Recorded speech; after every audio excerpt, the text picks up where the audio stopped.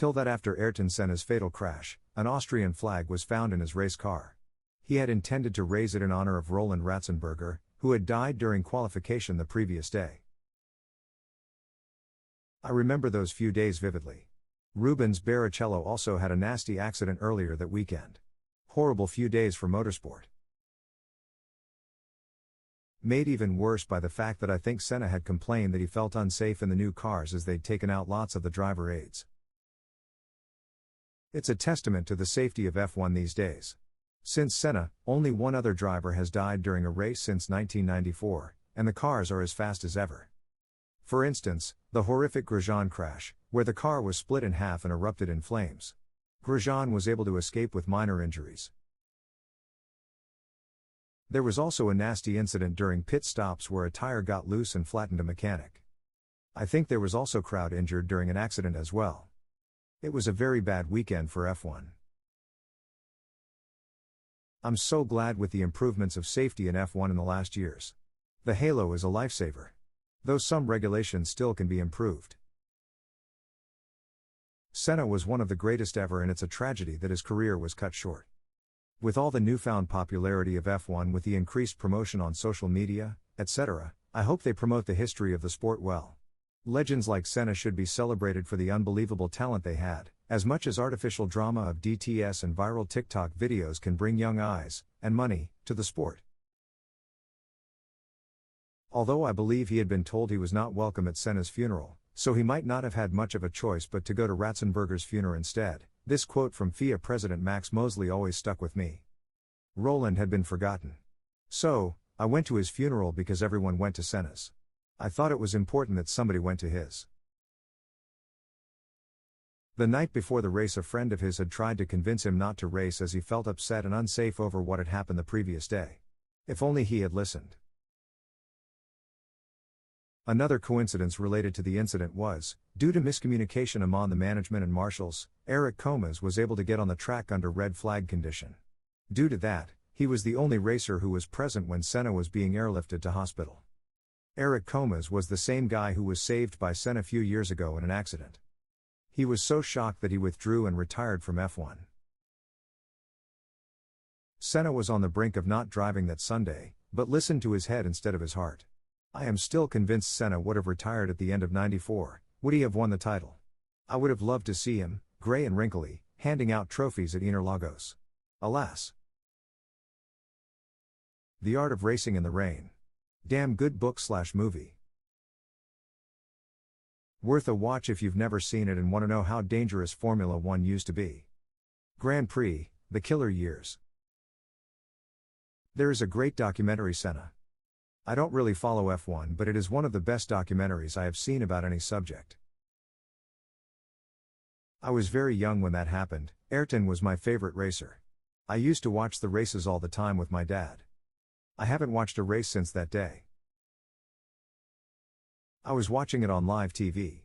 Just after they got him out of the car, the helicopter camera was focused directly on him lying in a huge pool of blood, then immediately cut to another view. I've never seen that footage since. Tragic weekend all around. They still raced one day after a driver died at the same track?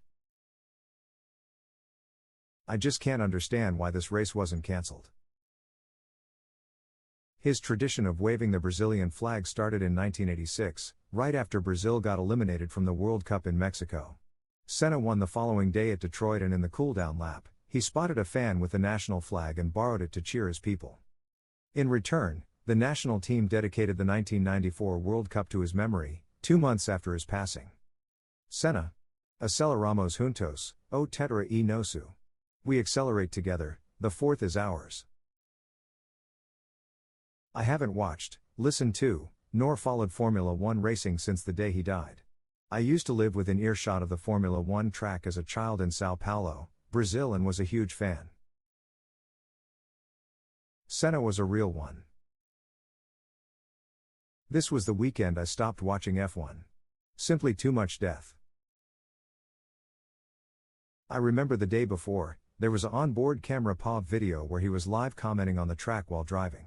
And just before giving his insights on the track, he started greeting A. Prost, saying how he was missing him and was a true friend. Prost was an analyst on French broadcast at the time. This was really weird when you know the history between them, and afterwards looked like a final goodbye, like he knew it was the last time. You should watch the 2010 documentary called Senna. I didn't know anything about him prior to seeing that in the theater. It is a great film. I watched that race live and I remember them pulling him out of the car and laying him down and the blood started to pool. Ayrton Senna was my hero as a kid. After his death I never watched F1 again. We still remember. It still hurts. F1 racing has made big steps towards safe racing, but there's still ways to go. Best example is Gasly last year, and in turn Bianchi's accident. Joe's crash. We're getting there. What a legend. He was truly one of a kind. He was having a shit start to the year too. Simply the best. Reminds me a lot of the Isle of Man races. 265 riders have died since it began in 1907. RIP everyone who passes during these events. At least they pass doing what they loved and lived for. And it's good to know their fellow competitors honor them as best they can when these tragic accidents happen. I fell in love with the sport when a coworker who rode and loved the sport himself told me I look like Guy Martin because I used to sport chops. When Guy Martin had his accident racing the Isle of Man, it really hit me that these things happen a lot during these events. All my love to the families and friends of those lost racing. The strangest experience, I just cranked up the volume on my sound system and listened to God from the soundtrack to the Senna documentary, and then I come on to Reddit and immediately read this. Haven't listened to it in months, but just decided to put it on. Just a coincidence. Still, such coincidences always give me pause, a time for silent reflection without the expectation of any kind of answer. A beautiful quirk that happened to align itself among clouds of chaos and compels you to drive forward and search for more moments like this. R.I.P., the great Ayrton Senna. Eric Comas went back out under the red flags because of how Senna had come to his help a few years before. Very sad. I think about Ayrton often. I remember the day it happened. I was a huge fan of his. I remember seeing him race in Hockenheim in 1992 against Mansell and a new driver, Schumacher.